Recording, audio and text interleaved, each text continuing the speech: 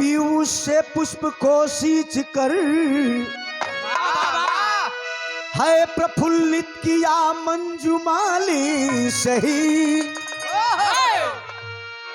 सावनी संग बसंती ने पाला जिसे अंक झूला झुलाई डाली सही। मुस्कुराते सुमन पास माली गया मंद मधुरित वो बाणी सुनाने लगा। त्याग तप साधना सब सफल चंद्रिका आज तोड़ूंगा तुमको बताने लगा।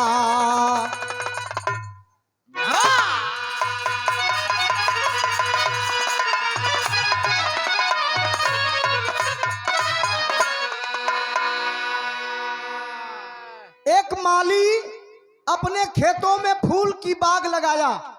जरा गौर करिएगा, एक माली अपने खेतों में फूल की बाग लगाया और जब फूल तैयार हो गया फूल करके तो माली तोड़ने के लिए गया फूल के पास।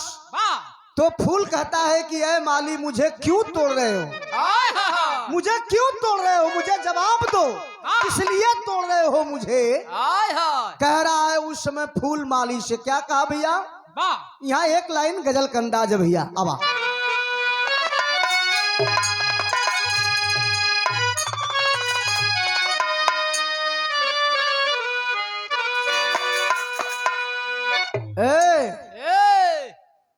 अच्छी सूरत को संवरने की जरूरत क्या है,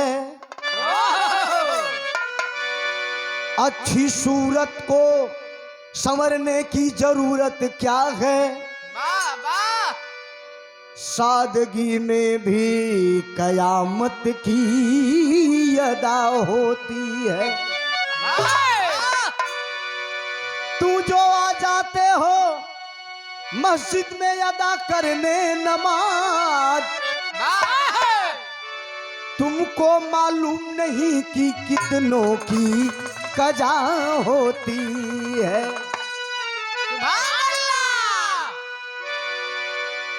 सजा के दिल के महफिल को, बड़ा बढ़िया खूबसूरत गजल हो। शायर ने लिखा है इस गजल को, क्या लिखा है, अपने दर्द की, अपना दर्द पन्ने पर व्यक्त किया है। क्या किया है, क्या, सजा के दिल के महफिल को अकेला छोड़ जाते हैं, अकेला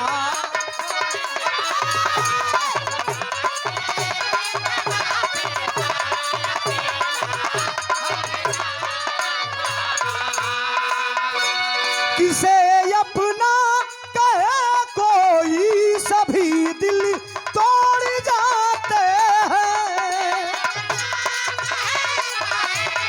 सभी दिल तोड़ जाते हैं।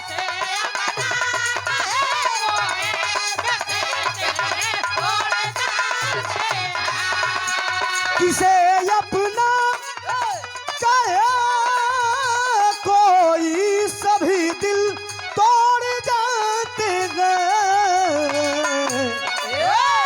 सजा के दिल के महफिल को, सजा के दिल के महफिल को अकेला छोड़ जाते हैं। सजा के दिल के महफिल को अकेला छोड़,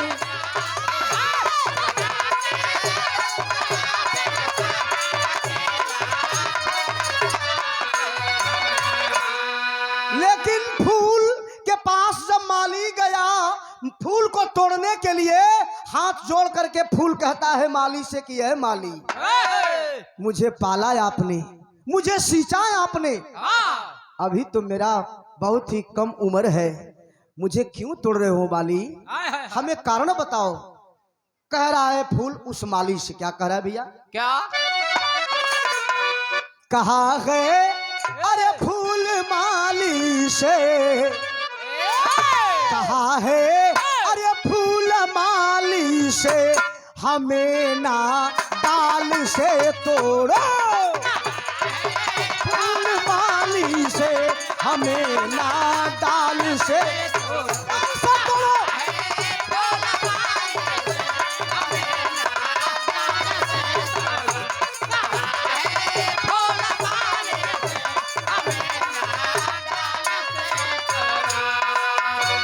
अभी तो पुष्प पुलकित गए पंखुड़ी प्यार का जोड़ो, अरे प्यार का जोड़ो।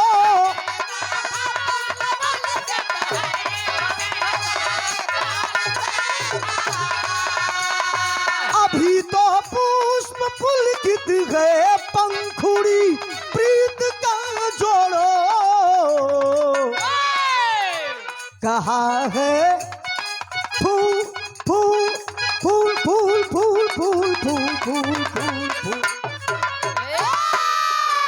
कहाँ है फूल माली से, कहाँ है फूल माली से हमें ना डाल से तोड़ो, कहाँ है फूल माली से हमें ना डाल से तोड़ो।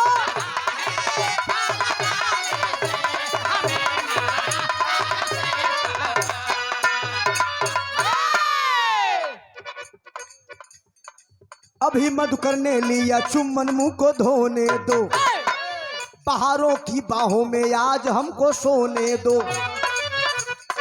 अभी तो बचपन है मुस्कुराना हमने सीखा है, खुशी को छीनते बागवा तुझे क्या दिखा है। कहा है माली फूल यूं ही लगाया जाता, तोड़कर पूजा का उपहार बनाया जाता। तुझे तोड़कर ब्रह्मा के सर चढ़ाऊंगा, अपनी सेवा का उपहार वहां पाऊंगा। दुखी हो फूल बोला तोड़ ले जाना माली,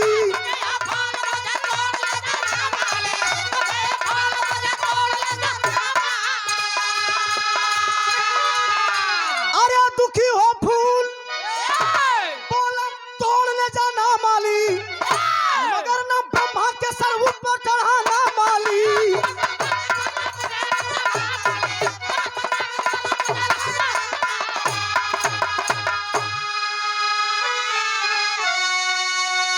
माली कहता है कि मैं तोड़ूंगा इसलिए आपको सबसे बड़े दुनिया का देवता और सृष्टि के कर्ता ब्रह्मा जी के ऊपर मैं आपको चढ़ाऊंगा। अब देखा फूल कहता है किस लिए तोड़ रहे हो, मालिक कह रहा है कि आपको हम ब्रह्मा के ऊपर चढ़ाने के लिए तोड़ रहे हैं। तब फूल कलश की ना ना गुरु ना, हमके ब्रह्मा के ऊपर मत चढ़िया।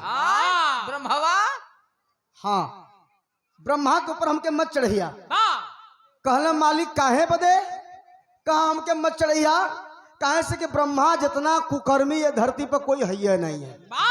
वो कैसे, वो कैसे बतावत है हम। तर्ज लग गल मास्टर साहब, वो समय कवि जी एक लाइन गीत लिखले हुए, वो समय फूल कलश के ब्रह्मा के ऊपर मत चढ़ाना। कहलन काहे बदे ब्रह्मा के ऊपर न चढ़वा, कारण बतावत हूँ। उस समय फूल कवन कारण बा काहे बदे न चढ़ब। तर्ज बदल के मास्टर साहब आवा।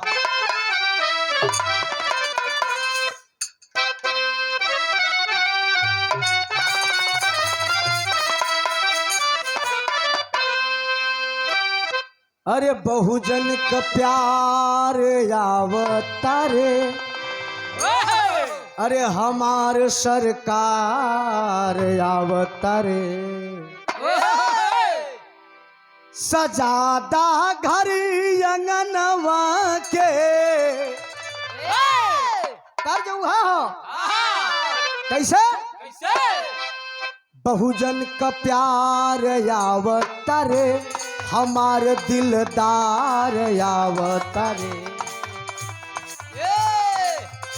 सजादा घर अंगनवा के, सजादा घर अंगनवा के, कि भीम जी हमारे अवतारे सजादा घर अंगनवा के कि भीम जी हमारे अवतारे।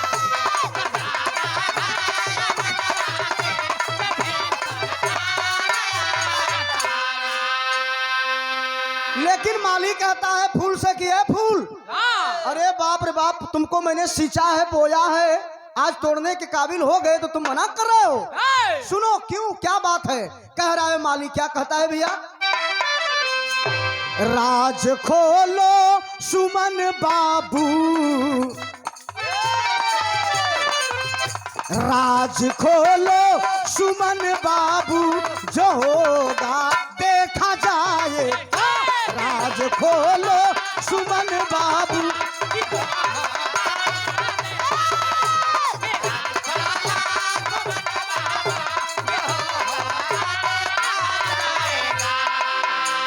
हमारे भैया गार्जियन आदरणीय आप श्री कुंजलाल साकेत जी ग्राम बारी के ऐतिहासिक धरती से इस गीत पे खुश होकर के आपने 100 रुपए का पुरस्कार दिए हैं। आपको प्रणाम, सकल पंच को वंदन है, सादर जय भीम जय भारत नमो बुद्धाय करते हैं। उसमें राज खोलो बाबू सुमन बाबू, जो होगा देखा जाएगा। फूल कहता है कि पंखुड़ी पराग से टपक रहा लोर जी, अब बहुत कुकर्मी ब्रह्मा नाही और छोर जी। माली से फूल कहा कि अरे ब्रह्मा तो इतना बड़ा कुकर्मी है, इतना बड़ा अत्याचारी है कि एक अत्याचारी के ऊपर मुझे मत चढ़ाना, मेरा अपमान होगा। माली घबरा गल कि जेके दुनिया के लोग देवता माने, ब्रह्मा माने, जकरे मुख से ब्राह्मण पैदा भइले, जकरे भुजा से क्षत्रिय पैदा भइले, जकरे पेट से वैश्य पैदा भइले, और ओकरे नीचे वाले से शूद्र पैदा भइले। अरे तो शूद्र महाराज न रहता तो क्यों पैदा भी न हो। तो सवाल है, इतना बड़ा देवता जो कहा जाला कि सबसे पहले तो शंका वाली बीमारी है ये बा कि ब्रह्मा या मेहरारू रहना कि आदमी रहना। भाई आदमी तो पैदा होला औरतन से ना, तो कैसे अच्छा तब माता बहनों बैठल, सब लोग बैठल है, सब लोग पढ़ल लिखल है, एक कन गर्भाशय होला। बच्चेदानी एक होले। अब ब्रह्मा के पास चच्चठे बचाई, मुंहों में हर, बहियों में, पेटों में हरो, चारी ओरी से पैदा करें। अच्छा तो बात समझ लीजिए, जो भी पैदा कर दिया कोई दिक्कत। भैया शांति बनवाते, शांति बनवा। ये पर्सनल मिशन का बात हो तो खाटी एकदम जल्दी सुने को न मिली, आप लोग बता देते। सब गाई बजाई आई चल जाई, लेकिन ये सब चीज अलग चीज है, समझ के परे की चीज है। तो शांति बनवा भैया हो।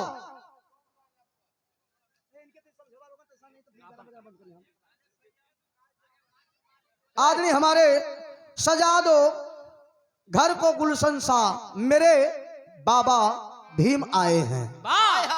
इसी लाइन पे खुश होकर के ये सादर 50 रुपए का पुरस्कार। इसमें लिखे कि एक लाइन दोहरा दीजिए, दोहरा दें इसको जी, यही वाला दोहरा देते। तो सब पर्दा दे के हिसाब से आजा, दोहरा दे एक लाइन हुआ ना।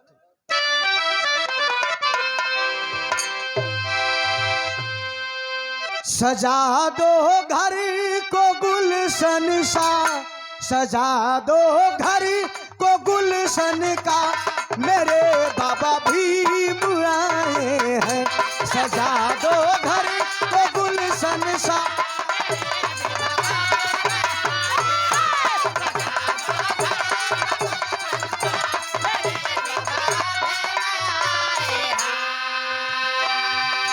मेरे बाबा भीम आए हैं, मेरे बाबा भीम आए हैं।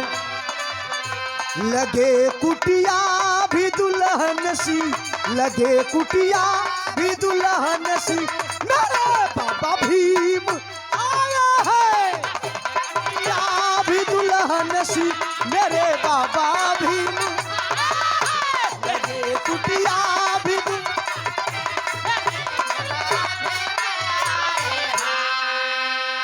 हमरे जगदीश साकेत जी बड़े भैया के द्वारा नाम एक बार अगर दे देबा तो हम जान जाओ। ये पुनः पुरस्कार सादर 50 रुपया का। और ग्राम बारी के ऐतिहासिक धरती से आदरणीय आप श्री प्रेमलाल साकेत जी के द्वारा इसी लाइन को पुनः लीजिए भैया।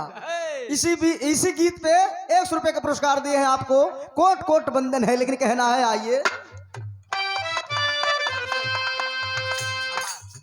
मेरे बाबा भीम आए हैं, मेरे बाबा भीम आए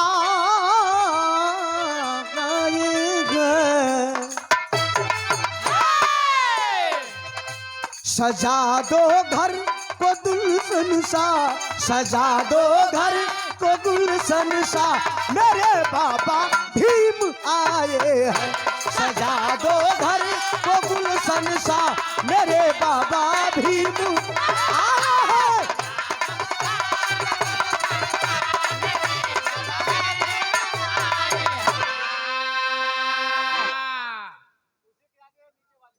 वाह वाह वाह, क्या बात है। उसके नीचे वही लाइन गाना है। लगा दीजिए भैया, लगाते रहिए।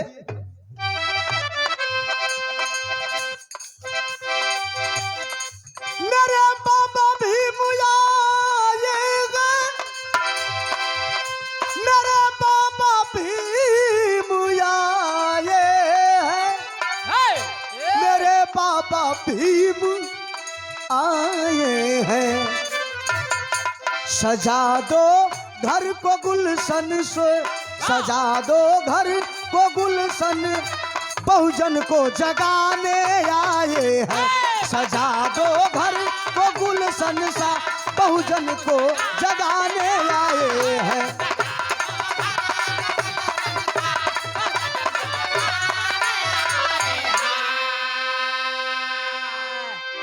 हो गल भैया ना आपका ही? अरे वाह वाह। हमारे बड़े भैया गार्जियन आदरणीय आप श्री देवराज साकेत जी, ग्राम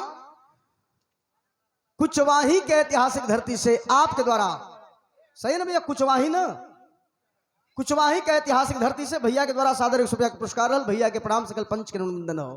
कहना है क्या?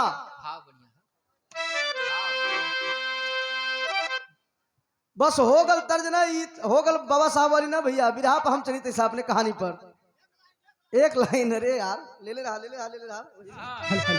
स्टार्ट में चला, फिर कोनो बात नहीं है, फिर तो हरावत हराव ने भी पचहार दे दी।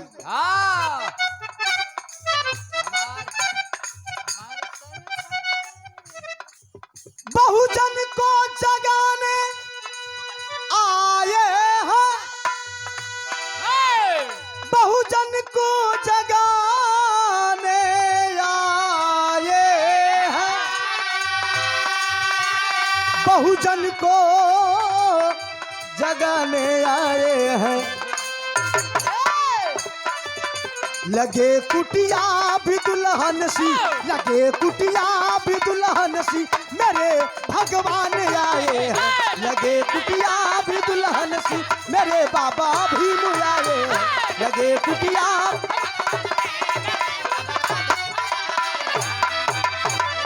मेरे बाबा भीम आए हैं, मेरे बाबा भीम आए हैं, मेरे बाबा भीम आए हैं। सजा दो घर अंगनवा को, सजा दो घर अंगनवा को, मेरे बाबा भीम आए हैं।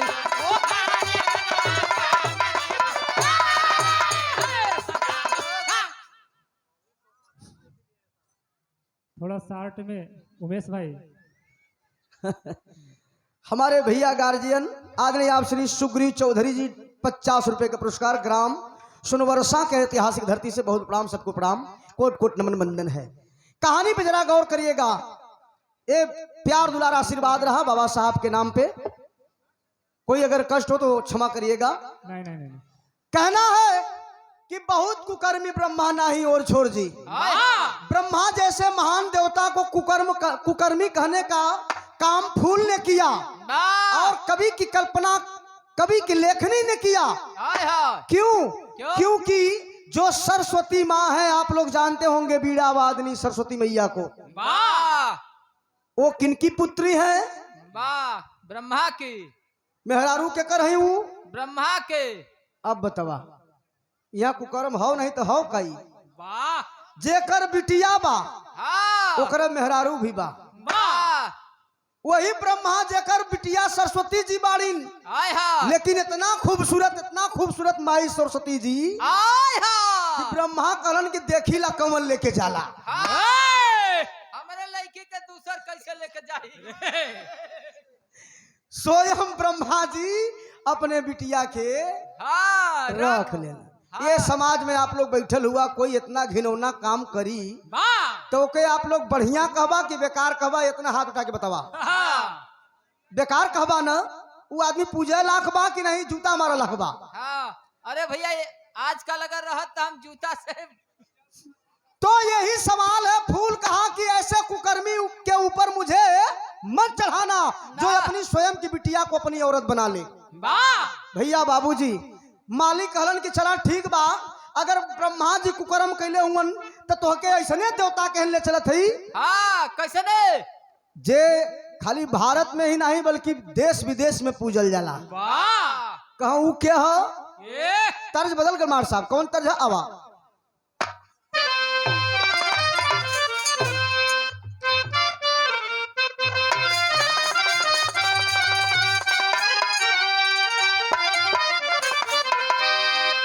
प्रभु आप बसे वृंदावन में, मेरी उम्र गुजर गई गोकुल में। ये पुरान तर्ज है, पुरान कलाकारों ने गाया है।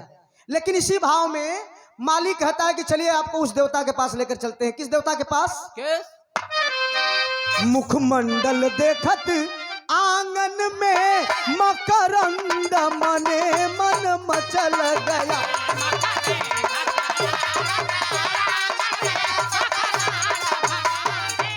मचल गया।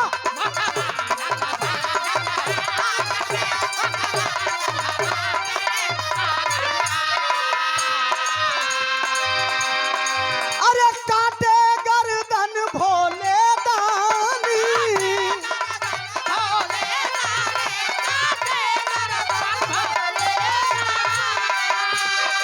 अरे बिटिया का लूटा ये पानी।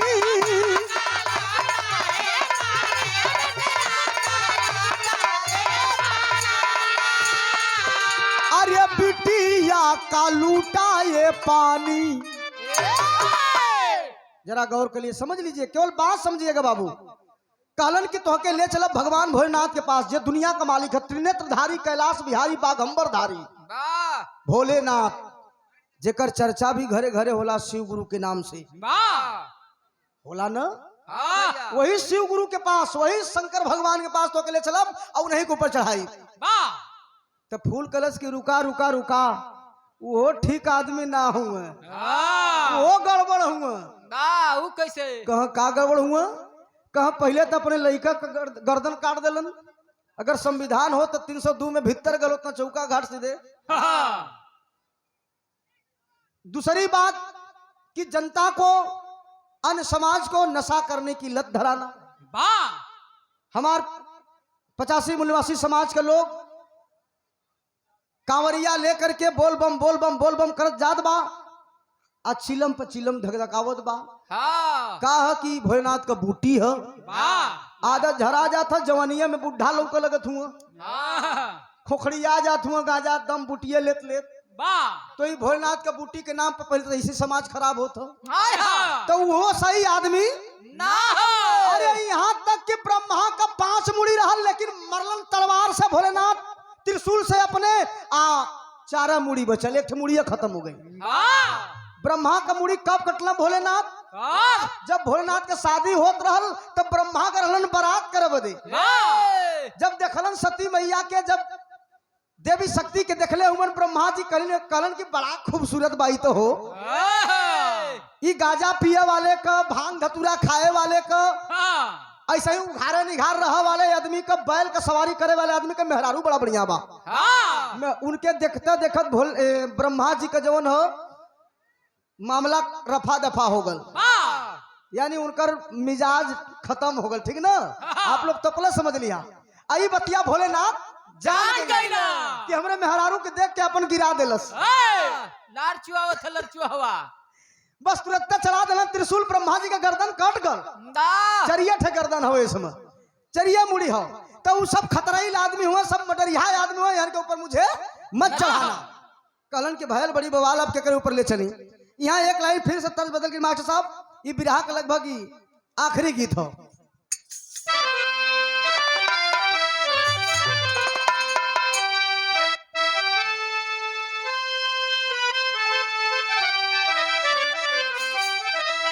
पहले चिट्ठी चलत रहल, पहले तार चलत रहल, अब तो फोन आ गल। पहले के जमाना, पहले के गाना, पहले के बजाना, पहले के जनाना, पहले के मर्दाना, पहले के खाना हाँ पहले के पैखाना में बड़ा अंतर बा। वाह उसमें तार से बात होकर कोनो मेहरारू अपने परदेसी सैया के तार भेजलस। का भेजलस भैया? चिट्ठी लिखत तानी या करा, अरे चिट्ठी लिखत तानी या करा के तार जानी हाँ हो, यही में भेजतानी चुमा दिल से प्यार जानी हाँ हो, यही में।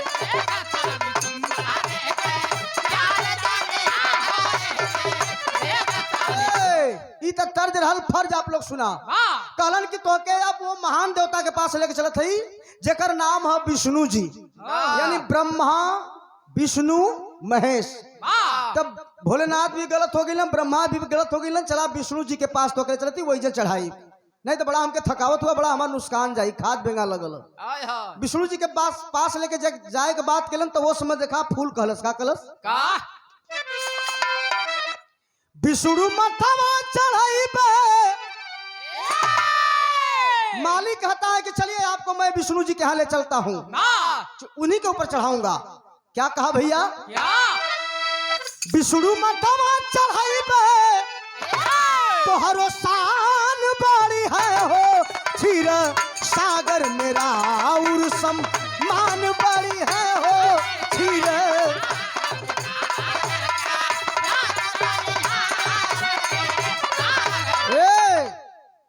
क्षीर सागर में जाकर तुम्हारा सम्मान बढ़ जाए तो के विष्णु के ऊपर चढ़ा दे। एक लाइन और मालिक कहलस। का कहलस? समुंदर मथाइल तो अमृत बूंद आया रे,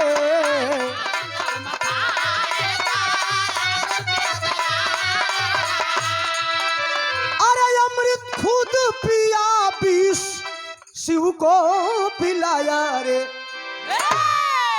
वेद शास्त्र में लिखल गला, हम अपने घरे से ना गावत हई, ये आपका वेद शास्त्र बतावत है, धर्म शास्त्र बतावत है। समुद्र मंथन भयल तो मन 14 रत्न निकल, एक जहर भी निकल गल, आ एक अमृत निकल गल। अमृत के विष्णु जी अपन खुद पी गईलन, जहर दे दिलन दूसरे के, भोलेनाथ के ला पिया। लेकिन वही समय वृंदा नामक औरत का विष्णु जी पानी लूट लेलन। कैसे? ऊ केकर मेहरान वाला? वृंदा जालंधर का। जालंधर बहुत बलशाली था, और वो कैसे पैदा बनल जानत हुआ? राम के मुंह से। रामचंद्र जी के यह वेद शास्त्र तो उनके बतावत, मतलब हमरे बिरहा गावक मतलब समझा, ये बतावल जाते कि देखा ये अमन का शास्त्र है, ये अमन का देवी देवता हुआ, जे के मन ढोई लजा, जे के मन माई लजा, ऐसनो लोग कैले बा। कैसे कोई मानी? कोई जानत नहीं बा तब मानत बा, जो जान जीवा वदना न मन बा। जालंधर का औरत जेकर नाम वृंदा बतावल गई, सीधे लड़ाई लगल हो भोलेनाथ से, लेकिन वरदान रहल कि जब तक वृंदा औरत के यानी जालंधर के मेहरारू के जब तक इज्जत न लुटाई, जब तक ओकर पतिव्रता धर्म न टूटी, तब तक जालंधर का मौत होए वाली ना हो। तो अब इज्जत लुटा बदे के चलल हो? विष्णु जी कहलन कि कोई न जाई इज्जत लुटा बदे, हम जाब इज्जत लुटा बदे। अब विष्णु जी आए और जालंधर के दुल्हन का वृंदा का पानी लूटे जालंधर के रूप में। जब इज्जत लुटल बा तो हर जालंधर का मौत हो गयल। तो ये सब छलियां हैं, मर्यादा के साथ खेलने वाले लोग हैं, ये महिलाओं को नीचा दिखाने वाले लोग हैं, इनके ऊपर मुझे मत चढ़ाना। अब तो मालिक थक गल कि अब तो देखे थे कुल देवीय देवता खराब हो गईलन, विष्णु जी भी खराब हो गईलन, ब्रह्मा भी खराब हुवन, भोलेनाथ भी खराब हुवन। कहलन कि चला एक जगह और ले चलत थी, शायद वो बढ़िया होख। कहाँ लेके चल बा? तर्ज बदल की मास्टर बाबा। हाँ। अरे पग पग पराग की प्याली छलके, अरे मंजरी सुमन प्रसूना पुष्प पुष्प की डाली डाली डाली डाली डाली।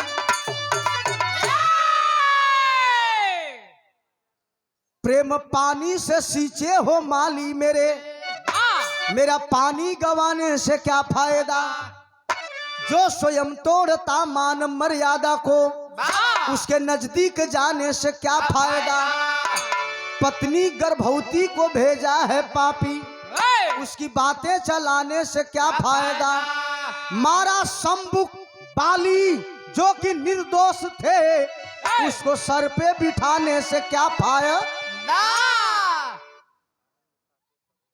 आनंद साकेत बघोर के ऐतिहासिक धरती से 50 रुपया भैया के सादर जय भीम। जरा गौर करिहन, कहलन कि राम के ऊपर चढ़ाऊंगा, मर्यादा पुरुषोत्तम राम भगवान जकर अयोध्या में भव्य मूर्ति बना करके, भव्य प्रतिमा और भव्य मंदिर बना करके और ट्रस्ट चलाया जा रहा है, पर्यटक स्थल बना दिया गया है, लाखों करोड़ों की कमाई हो रही है राम के नाम पर अयोध्या में। वही राम के ऊपर जब चढ़ाने की फूल को राम के ऊपर चढ़ाने की बात आई तो फूल कहता है कि जो राम अपनी गर्भवती के अवस्था में गर्भावस्था रहल उसमें सीता मैया का जो समझ जंगल में भेज दिलन। शंभुक की कोई गलती नहीं थी, सिर्फ यही गलती थी शंभुक ऋषि की कि वो एक शूद्र समाज से थे। रामचंद्र जी ने पूछा कि इतना बड़ा तपस्वी आप है, इतने बड़े ज्ञानी हैं, किस कुल खानदान से है आप। काहे से कि षड्यंत्र रहल, एक ठे ब्राह्मण का लड़का मर गयल, राजा राम के दोषी बनावे लगल। राजा राम का हम कैसे दोषी है, कहलस कि ये बदे दोषी हुआ कि तोरे राज में कोनो अछूत कोनो शूद्र ज्ञानी बन करके ज्ञान बांट रहा है, एकरे वजह से ब्राह्मण का लड़का मरल हो। वो अगर शूद्र ज्ञानी न रहत, तपस्वी न रहत, तो इतना बड़ा अनर्थ राज में न होखत। ओकरे चलते हमारा लड़का मरल, तो हमरे लड़का के मौत का कारण राजा राम तू हुआ। तो खोजे बदे लोग चलन कि कौन तपस्या करत है। पहुंचलन कहा, शंभुक ऋषि के आश्रम में। जब शंभुक ऋषि के आश्रम में पहुंचलन तो वहां देखत हुआ, जब पूछलन रामचंद्र जी इतने बड़े आप तपस्वी हैं, ज्ञानी हैं, किस कुल खानदान से हैं। शंभुक ऋषि जी ने कहा कि हम तो अछूत हैं, शूद्र हैं। इतना पर रामचंद्र जी कैलन का निकाल करके तलवार और शंभुक ऋषि की गर्दन काट देते, हत्या कर दिए। वहां शंभुक ऋषि की बाली का कोनो दोष नहीं रहल, झगड़ा रहल भाई भाई का, बाली सुग्री का लड़ाई रहल, इनके वहां बोला का जरूरत नहीं रहल, लेकिन सुग्री के मिलाए के अब बाली के ठोक दलन। मारा सुग्री बाली जो कि निर्दोष थे, उसकी बातें चलाने से क्या फायदा। और राम, अगर राम की बात हो रही है बाबू तो जरा गौर करिएगा, ये राम कोई दूसरा राम नहीं है, कोई पैदा होने वाला राम नहीं है भारत की धरती पर, ये विदेशी है। इसका नाम ओरिजिनल अगर है तो पुष्यमित्र शुंग। इस राम का ओरिजिनल नाम है पुष्यमित्र शुंग। और शुंग वंश आया कब? गुप्त काल में आया, जब मौर्य वंश का 10वां राजा, 10वां शासक जिसका नाम बिहद्रथ बताया गया।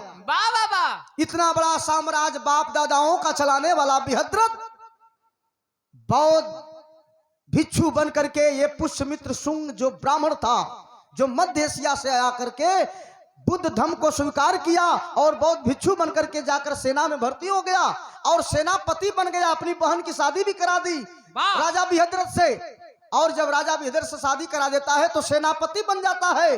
और एक दिन मौका मिलता है तो वही पुष्यमित्र शुंग राजा बिहद्रथ अपने बहनोई यानी अपने जीजा का धोखे से गर्दन काट दिली, हत्या कर देता है। जब हत्या कर देता है पुष्यमित्र शुंग, जब राजा का हत्या हो गल तब शुंग खुद गुप्त वंश का जो राजा बन गिलन, खुद राजशाही, अब तो राजशाही व्यवस्था यानी पुष्यमित्र शुंग के ही हाथ में सारी बागडोर, पूरा राज रियासत। जो आज अयोध्या है, कल वो साकेत नगरी हुआ करती थी और बौद्ध भिक्षुओं का वो व्यापारिक केंद्र था, वहां से व्यापार होता था। और उसके बगल में जो सरयू नदी है, सरयू का मतलब जब वही पुष्यमित्र शुंग जब बिहद्रथ की हत्या किया तो तमाम बौद्ध भिक्षुओं को मरवाना शुरू कर दिया। इतना सर कलम कराया कि उसका नाम सरयू पड़ गया, उस नदी का नाम सरयू पड़ गया। और जो नारियल फोड़ा वाला जो प्रथा हो नारियल फोड़े वाला, वही समय से चालू भयल। काहे से कि ऐलान कर दिलस पुष्यमित्र शुंग कि जे एक ठे मुड़ी काट के ली आई ओके हम स्वर्ण मुद्रा इनाम देव। बाबा तो लोग एक मुड़िया के 2-4 जाने लिया के दिखा दिखा के लेके चल जाए, खजरवो खाली होए लगल। तो वो समय ये ऐलान कर दिलस कि नहीं, मुड़ी को आप तोड़ कर लाएंगे। जब आप सर काटेंगे बौद्ध भिक्षुओं का तो उनके मुड़ी को कुचल देंगे। जब कुचल देंगे, फोड़ देंगे, तो हम ये साबित कर लेंगे कि ये दूसरी मुड़ी है, नई मुड़ी है। बाबा इस हिसाब से उस समय उस प्रथा को नारियल फोड़ने का प्रथा बना दिया गया बाबूजी। हर जगह कहीं न कहीं ब्राह्मणी कर करके हमारे पुरखे पुरानियों का, हमारे महापुरुषों का त्योहार कन्वर्ट कर दिया गया और उसे हम मानने लगे। त्योहार, त्योहार माने तुम्हारी हार। जब जब हमारे महापुरुषों की हार हुई है तब तब ये लोग त्योहार के रूप में मनाए हैं और वो चीज हम लोग भी मना रहे हैं बाबूजी। इसलिए गौर करना है हमें और आपको, जागरूक होना है। सभी त्योहारों को छोड़ करके हमारा त्योहार ये है, 14 अप्रैल है, बुद्ध जयंती है, अंबेडकर जयंती है, रविदास जयंती है, गाडगे जयंती है, कबीर जयंती है, रविदास जयंती है। ये हमारे महापुरुषों की जयंती, हमारा असली त्योहार ये है, इसको मनाना चाहिए। इसलिए वही पुष्यमित्र शुंग राम के ऊपर भी, जब राम के रूप में, यानी उनका जो कवि जिनको कहा गया महर्षि वाल्मीकि, उनका असली नाम था अग्नि शर्मा। बाबा अग्नि शर्मा नामक वो कवि था। अपना लिखना शुरू किया और रामायण लिख दिया, वाल्मीकि रामायण। फिर बाद में तुलसी अइलन, कन्वर्ट कर दिया अपने दूसरे भाषा में, तुलसीकृत रामायण, वाल्मीकि रामायण। रामायण बना करके थोप दिया गया हमारे समाज के ऊपर। पढ़ो संविधान, मत पढ़ो रामायण, पढ़ो वेद, पढ़ो शास्त्र, पढ़ो, तब तुम ज्ञानी बनोगे। नहीं बाबूजी, हमें वेद पुराण शास्त्र नहीं चाहिए। तो राजा राम के ऊपर मुझे चढ़ने की आवश्यकता नहीं है। फूल कहा, अब तो मालिक थक गल कि अब कहाँ चढ़ाई, अब तो बड़ी बुरा भयल। सीता कहली कि हमारे ऊपर कहाँ जात नहीं थे, तो हर कौन योगदान है? कौनो योगदान नहीं है। अंतिम में एक देवता और बचल हुआ, कल चला वो हिट ना ले चली, उनके चढ़ा दे ही के करे ज्ञान। आखिरी भाव है, पहपट के लाइन लिख ले।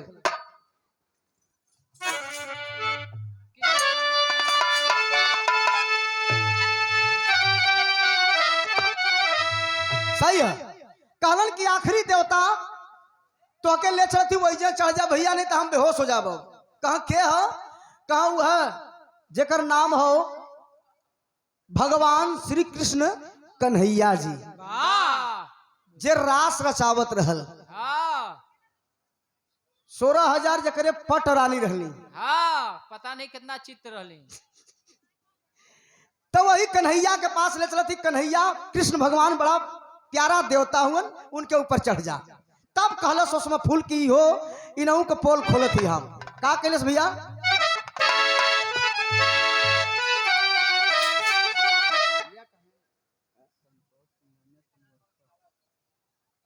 संतोष सिंघानिया आप सुन भरसा के धरती से आपके द्वारा 20 रुपया, वाह, आपकी तरफ से 20 रुपया। अरे बाप रे बाप, बहुत बहुत बहुत धन्यवाद आपके, बहुत बहुत प्रणाम हो, सादर जय भीम हो। आपके तरफ से 20 रुपया का पुरस्कार। मंच चलिए जोरदार ताली आप लोग बजा जाए इनके नाम पर भाई। हाँ, ताली ताली बजावा इनके नाम। हो गल भैया, 20 रुपया दे ले। सम्मान बढ़ जाए, अब बढ़ जाए। कैमरा, हाँ कैमरा तो फोकस करिए भाई, फोकस करिए। आपका ध्यान किधर है? आपका हीरो तो इधर है। हो गया भैया। अब बैठिए। बैठा 5 मिनट और। अरे तो बैठा है हेलो हेलो, बैठावा इनका हो। बैठ जाओ, ऐसा बैठ जाओ भैया। हो बाबू जैसा गौर करिहन, संकेत हो भगवान कृष्ण कन्हैया जी का नाम जब सुन ले बात, तब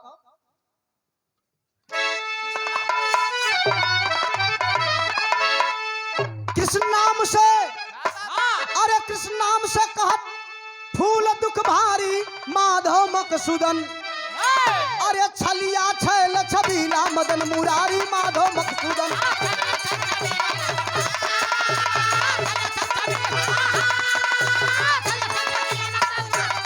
क्या बात है? जाओ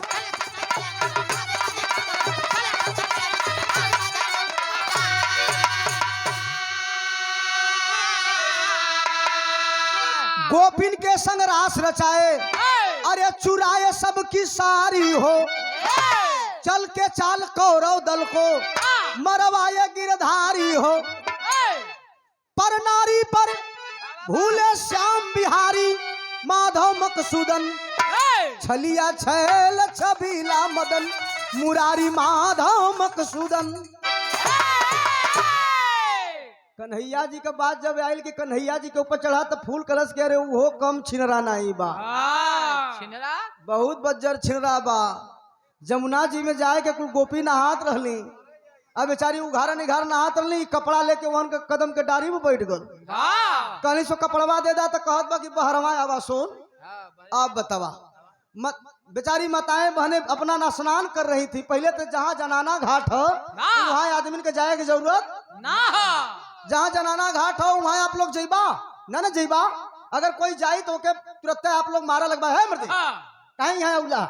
अरे हर जगह बनावल गल, महिला पुरुष बनावल गल। महिला सीट अगर है तो ऊपर आदमी सोची कि न बैठी, महिला अगर शौचालय हो तो ऊपर सोची न जाई, महिला जहाँ घाट जनाना घाट हो वहाँ आदमी सोची हम न नहाई। लेकिन भगवान कन्हैया जी का करे बल चल गए महिला घाट पर, कपड़ा वो गईबो कि ना तो ठीक है कपड़ो चोरा लेलन, आ कपड़वा चोरा के कदम के डारी बढ़ गलन। आ बेचारी अपन नहा धो के सोचनी सो कपड़ा पहनल जा तो कपड़वे नहीं बा। देखली सो कन्हैया जी लेके बैठल हुन, कहली सो के दे दा कपड़वा हमन के, तू जा यहाँ का करत हुआ। कन्हैया जी कहे ऐसे न दे, तनी ये हरिया आवा लोगन पनिया के बहरवा निकला दे देत न है। अब बेचारी बतावा बिना अपन भाई मान प्रतिष्ठा ले करके पानी में बेचारी बैठल बन, नहात बड़ी सो खड़ा बड़ी सो। तो कहली सो अरे दे दा, कहा नहीं बहरे आवा। तो वहन का कहनी कुल नरैया जो रहलू पनिया में जो हूँ चौड़की चौड़की होले वह अपन कैसे ऐसे पकड़ के आएगी सब थोड़ा सा आगे। तो कहनी सो के अब्बो से दे दा। तो कहना कन्हैया जी की ऐसे न दे, कहा तब कैसे देबा, कहा अथवा तब ऊपर करा जा तब की। अब बतावा पहले हाथ जोड़ के हमके पहले हाथ जोड़ा लोगन हाथ ऊपर करा। इतना बड़ा महिलाओं के साथ अपमान करने वाला व्यक्ति कन्हैया जी आहिर तो अपने मन का बाह फुलाव ने कि हमहन का वंशज हुआ, कहाँ तोहरे संगे लड़ल हुआ। कोई एको ठे इतिहास बता दे कि यादव के साथ में कहीं भी कन्हैया लड़ल हुआ। ले ला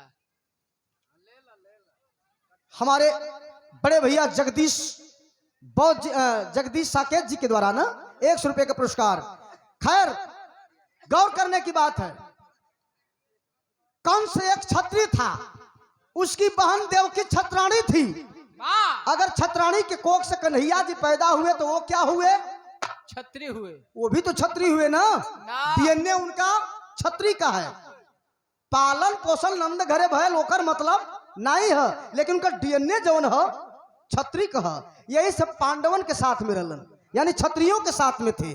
यहाँ यादव समाज के लोग कहीं नहीं, हमहन का कुल गोकुला का नंद जी का ललना कन्हैया जी हमहन का भगवान हुए। अरे महाराज वो तो छत्री हैं।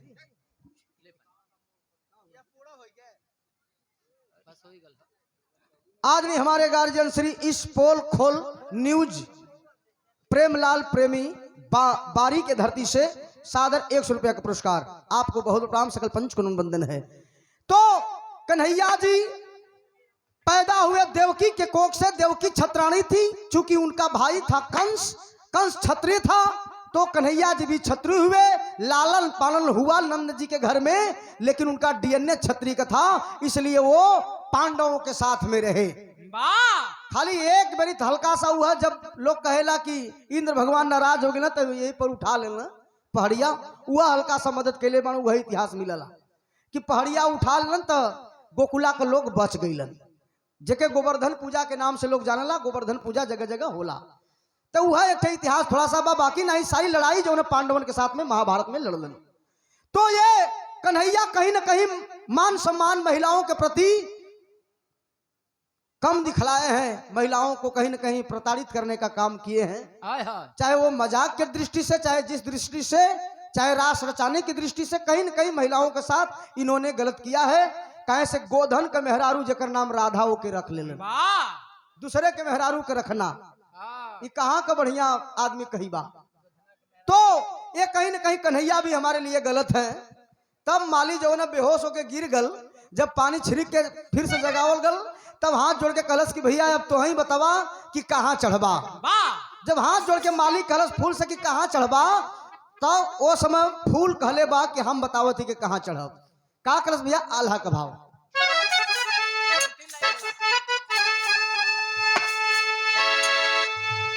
नहीं चाहिए हमके बाबू, अरे नहीं चाहिए हमके, अरे देवी देवतन का सिरवा पंचो।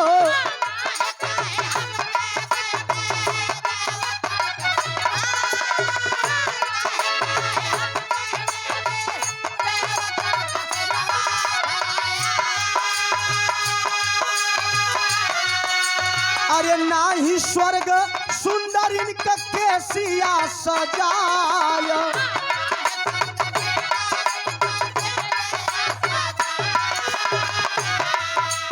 अरे सब भगती से बढ़ के, अरे सब भगती से बढ़ के देश के भगतिया बाबू।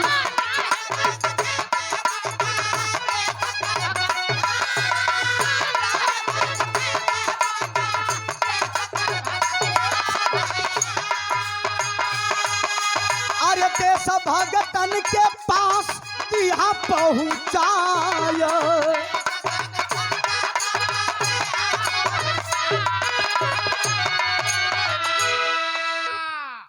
फूल कहता है कि हमें देवी देवताओं का सर नहीं चाहिए, स्वर्ग के सुंदरियों का, परियों का मुझे सर नहीं चाहिए, हम उनके ऊपर नहीं चढ़ना चाहेंगे। सबसे बड़ी भक्ति होती है तो देशभक्ति, देशभक्ति से बढ़कर के कोई भक्ति नहीं है। इसलिए हमको अगर चढ़ाना ही होगा तो आए मेरे माली मुझे देशभक्तों के ऊपर चढ़ा देना। कौन देशभक्तों के ऊपर? जो देशभक्त इस अपने मादरे वतन के लिए हंसते हंसते फांसी के फंदे पे झूल गए, हंसते हंसते सर को कटाना सीखा लेकिन दुश्मन के आगे सर झुकाना नहीं सीखा। ऐसे बहादुरों के ऊपर मुझे चढ़ा देना, ये मुझे चाहिए, मुझे देवी देवताओं का सर नहीं चाहिए। सदर भाव में तैसा कवि जी भाव लिखत हुन, का लिखलन?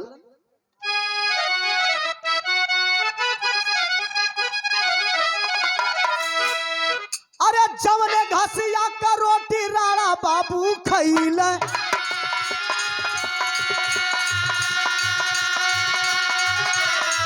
अरे जवने घसिया का रोटी राणा बाबू खैल, अरे वही घसिया में दिया हमके लपटा। अरे सखर सुभाष भगत उधम सिंह जवानवा, अरे सखर सुभाष भगत उधम सिंह जवानवा, अरे वही फसिया पर दिया हमके लटका।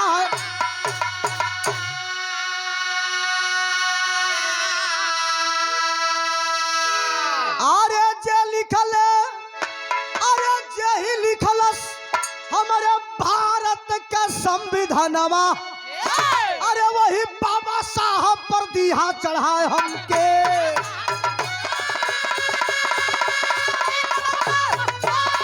अरे वही दिया चढ़ाए बाबू, वही बाबा साहब पर दिया चढ़ाए।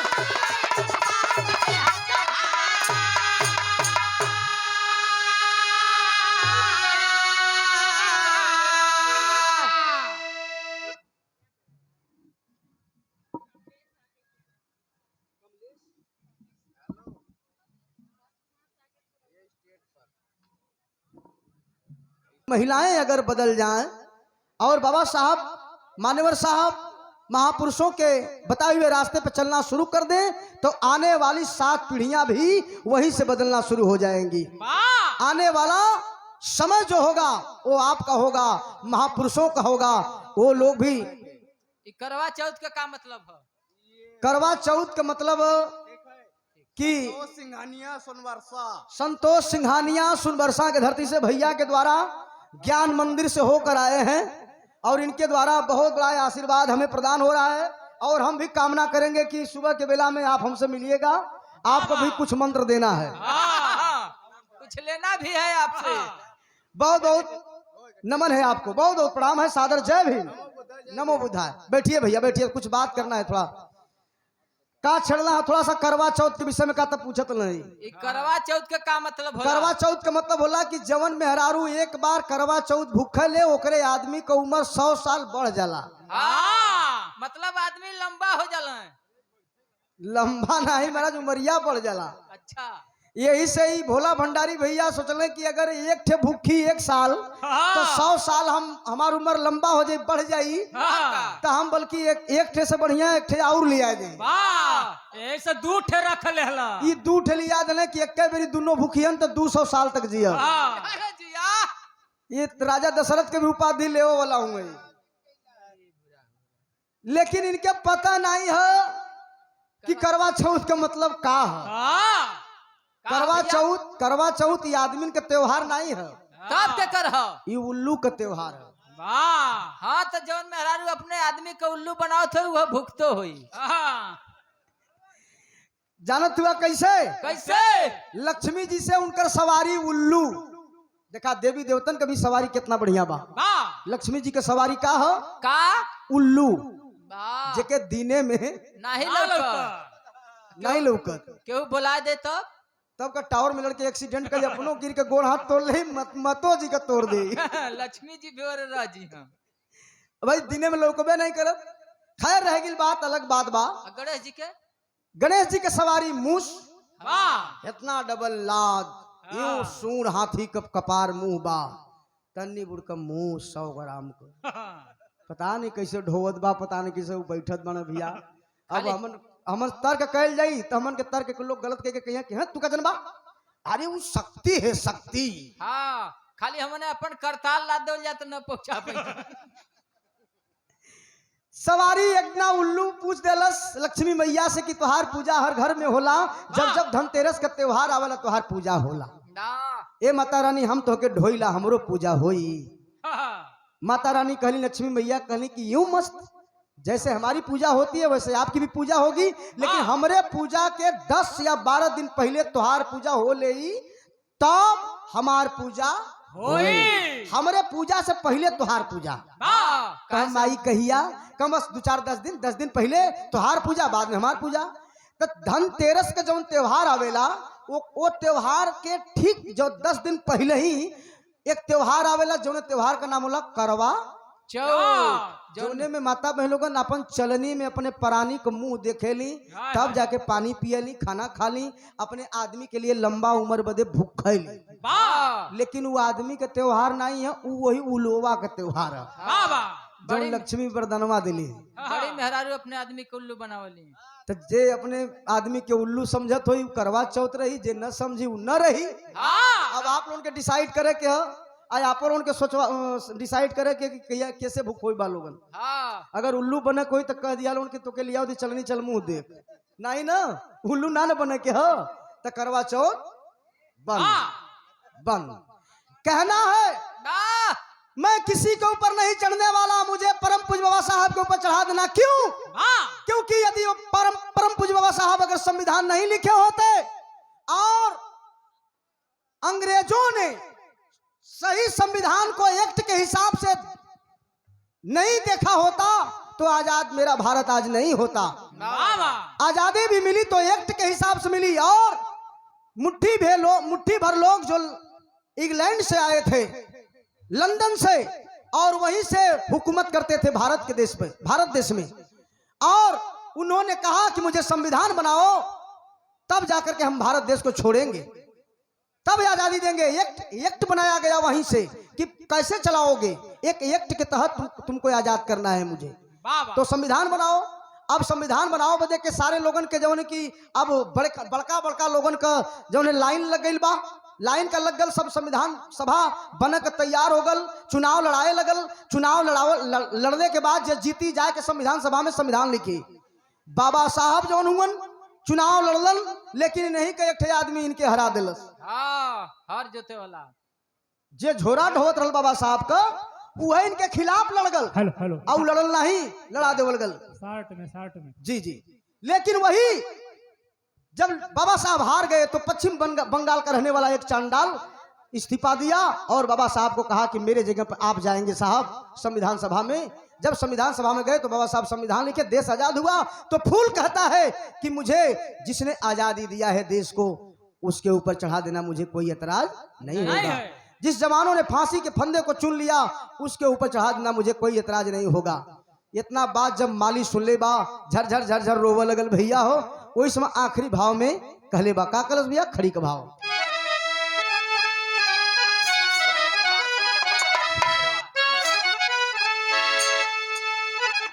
फूल की बात सुन चकराया माली का सिरावा, तब तोहरे जैसन चाहिए देसवा करण बीरावा।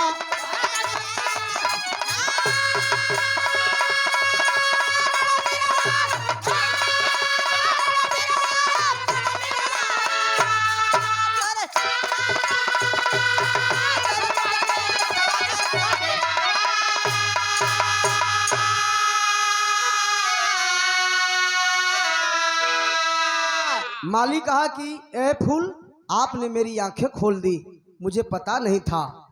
धन्य धन्य फूल माली गले से लगाया, अरे महापुरुषों के ऊपर जाकर चढ़ाया। ऐसे देशभक्तन के ना हो खपीरावा, तुहरे जैसन चाहिए देसवा करण बीरवा। पुष्प की आखिरी इच्छा को माली ले जा करके पूरा किया। बाबा साहब के समाधि पर, मान्यवर साहब के समाधि पर, जिस फांसी पे भगत सिंह, खुद्दीराम बोस, तमाम वीर जवान झूले थे, उस फांसी पर ले जा करके उन वीरों की प्रतिमा पे चढ़ाया और फूल संतुष्ट हुआ, खुश हुआ। और आखिरी भाव में जय हिंद का, जय भीम का नारा लगाते हुए पुष्प भी रोने लगा कि मेरे लिए, मेरे देश के लिए ऐसे ऐसे महान व्यक्ति पैदा हुए। इन व्यक्तियों को, इन महापुरुषों को कोट कोट नमन करते हुए मैं इनको वंदन करता हूं। और यही कहता है क्या आखिरी भाव खानदान का परिचय। गुरु बिहारी गुरु गणेश, अरे गुरु राम लाल मोर पावन, स्वर्ग चंद्रिका कवि लागे गीत सुहावन हो।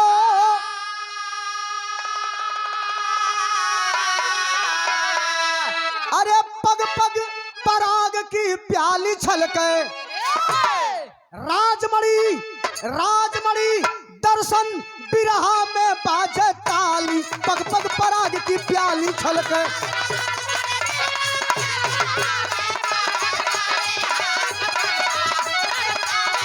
ये धरती वीर जवान की, ये धरती वीर जवान की। ना तेरी है ना मेरी, ना तेरी है ना मेरी, ये धरती किसी किसान की, ये धरती वीर।